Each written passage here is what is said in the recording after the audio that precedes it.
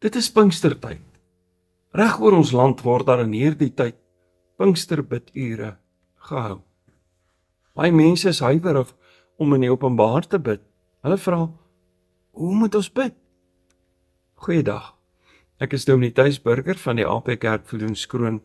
Kom ons lees Johannes 4, vers 20 tot 26. Ons voorvaders het op hierdie berg aanbid, maar julle sê, Jerusalem is die plek waar aanbid moet word.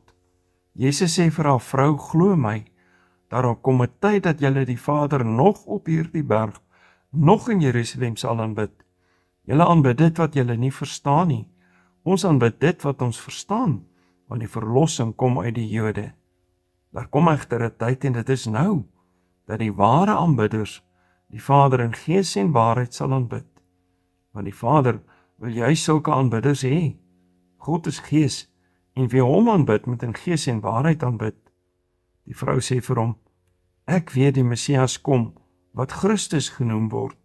Wanneer hy kom, sal hy alles aan ons bekend maak. Jesus sê vir haar, ek is die een wat met jou praat. In vers 20 praat die Here Jesus met die Samaritaanse vrou. Sy wonder waar hulle moet aanbid.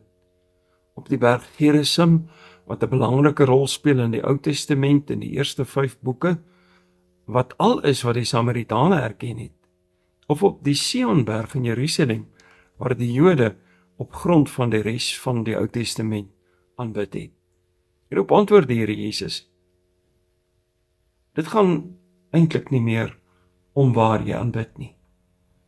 Maar ware aanbidding gaan oor wie jy aanbid.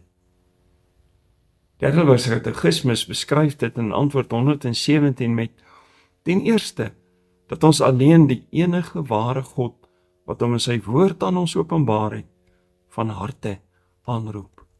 Die Here Jesus leer die vrou juis om in verse 21 en 22 dat dit in suiwer aanbidding gaan om die verlosser wat uit die Jode gebore sou word. Die nuwe aanbidding is nie meer gegrond op 'n spesifieke tempel nie, maar wel op die waarheid van die enigste verlosser Jesus Christus. Wie ook al in hom glo word gered, uit watter volk jy ook al kom en waar jy ook al voorheen aanbid het. Glo in Jesus Christus en jy word gered. Om die Here in gees te aanbid is volgens die teksverband ten diepste dat ons wat na Christus se hemelvaart en Pinkster leef, uit die krag van die Gees moet lewe, optree en bid. Dit gaan hier nie om die uiterlike dinge, soos om in sekere tale of woorde te bid nie. Dit gaan hier daarom dat ons doelbewus met die persoon, die Heilige Gees sal lewe. Op hom moet ons fokus, in sy krag en wysheid moet ons bid. Dit gaan dus om ons ingesteldheid van opregte, kinderlike geloof in hom. Mense wat dus waarlik onder leiding van die Gees lewe en aanbid, sal deur die Gees van God geleer word om te bid en te lewe, in 'n lewende verhouding met die lewende God. God is 'n geestelike wese, verteenwoordig deur die Heilige Gees op aarde.